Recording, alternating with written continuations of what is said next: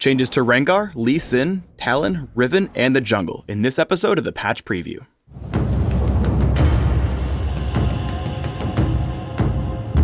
Hello everybody, welcome to the first patch preview of 2013. As always, we'll be talking about the changes coming into the next update for League of Legends, and though this video won't cover every single change in the patch, we have selected a few of the more delicate ones to guide you through our thought process behind these decisions. With me this week, I have an awesome dude who, if you put in blue armor, would look just like Tarek. What's up, Feral Pony? Not too much. Alright, let's dive into the patch notes and take a look at the changes to Talon. Sure, so we've known Talon for a while has been dealing a little bit too much damage in teamfights, especially with his ultimate, and with all the changes in Season 3 that have really helped out, AD assassins and AD casters especially, this has really pushed him over the edge, so we're going to be taking that down a little bit. So we're reducing the base damage and the AD ratio on Shadow Assault. While we were looking at Talon, we found this nasty bug with Cutthroat, where the damage amplification wasn't actually applying, so we fixed the bug, but this caused a huge spike in his late game damage output, so we're also reducing the damage a bit on Noxing Diplomacy to account for this bug fix. Now, I've always found Riven to be a huge lane bully, but with the Season 3 patch, we've decided to make a few changes. What are we going to do to rebalance her? Riven's always kind of been on kind of borderline overpowered in lane, and now with the Season 3 changes, one of the goals was to kind of help these characters, help their mid game and help their late game, and this accomplished that goal. But now she's a little bit over the top in the laning phase, so we're targeting a few nerfs specifically for her early game. The first one we're doing is we're lowering her base health regeneration. This is to allow a little more counterplay in lane. When an opponent actually is able to land some damage on Riven, it's going to stick better than it used to. She's already a champion who has a lot of really good tools. She has an on-demand shield, she has an on-demand stun, and she has, can hop all over the battlefield. This gives a lot of control to Riven players, and we didn't take any of those tools away. We thought we'd chip away at the base stats instead. I understand we're also changing the cooldown on her ultimate. Sure. So we're increasing the cooldown on the early ranks of her ultimate especially, because right now she's just snowballing top lane too hard. We actually like where it is, again, late game and mid game in her performance there, but the problem is if she gets an early lead on you and gets a little bit of an edge and gets a kill off, by the time you respawn and get back to lane, her ultimate's already able to be cast again, and she'll just kill you over and over and over again. And this is causing her to snowball a little bit too much out of control. We've seen a lot of feedback from the community about some of the recent changes to Rengar and Diana. Many feel that they went a little bit too far. How do we feel about where they're at now? We feel the changes were overall in the right direction and actually contribute a lot to sort of the healthy gameplay these characters can bring, but we actually agree with you guys on this one. We went a little bit too far. So we're scaling back the Diana and the Rengar nerfs for this patch. Rengar specifically is also getting a few other changes as well. The first is we're changing the way his heal works on the Empowered Battle Roar. Before, it used to scale off at the percent of his maximum health.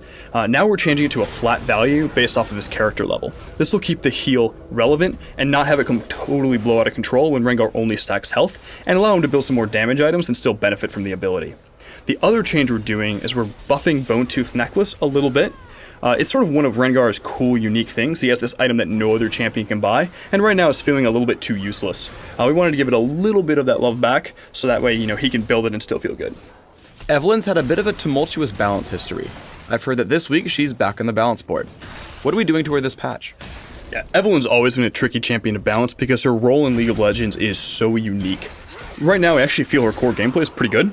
The one thing that's kind of out of line and causing her to snowball out of control is really her ultimate. It's a really strong initiation tool, gives her that durability she needs and a lot of, opening damage in a team fight, and we actually like that a lot. There's two problems with it right now. The first problem is the cast rate is really, really long. It's far outside of her stealth detection radius, so therefore she can basically snipe people with it. We're not super happy with that, so we're bringing down the cast range to better match her stealth range. The other change we're doing is we're changing it from percent maximum health to percent current health. Right now it's too often being used as an execute, when it really should be used as an opening move. It's been a long time since we've made any significant changes to Lee Sin, but we're going to be doing something this patch. Can you tell us a little bit about that? If you've been around the community for a while, you'll remember back to Freak's April Fool's Champion Spotlight about Lee Sin, where he said this. Lee Sin is a ranged, melee, tanky DPS, assassin, mage, tank, support, jungler. He excels at everything. Unfortunately, that's too true at the moment. He actually fulfills all of those roles relatively effectively. So the first thing we're doing on Lee Sin is we're pulling the armor off of Iron Will. This move is really meant to be a sustain type of mechanic, help him keep it healthy in the jungle. It also doesn't need to give him that kind of durability on top of it. The second thing we're doing is we're looking at Cripple. The early ranks of Cripple, the slow percent, is coming down. It's just giving him too much gank strength, especially in the early game. Also, we're reducing the cast range of Cripple from 800 down to 600. The reason for this is once he marks you, even if you're able to use a champion ability, flash, or honestly just walk away, he still has enough range on that ability to kind of mark you and then catch up to you with all the other awesome tools he has. We made a ton of changes to the jungle in our big preseason patch last month, but we're doing some additional tweaking now. What can you tell us about that? You're going to see a lot of lines in the patch notes about this, but they're all geared around two different things. The first being, we still think that area of effect junglers are a little bit too dominant over their single target counterparts. So we're taking a little bit more health out of the small monsters and putting it into the big monsters to kind of even this out a bit. The second change we're doing is we're putting a bit more gold back into a couple of the camps. This is sort of give more of a trade-off between ganking and applying lane pressure and farming the jungle repeatedly. In addition, you'll see some of these more carry junglers who are farming the jungle effectively have a lot more gold and contribute better to late game. That's it for this episode of League of Legends Patch Preview. Please subscribe to the Riot Games YouTube channel above and leave us your comments just below the video. Thanks for watching.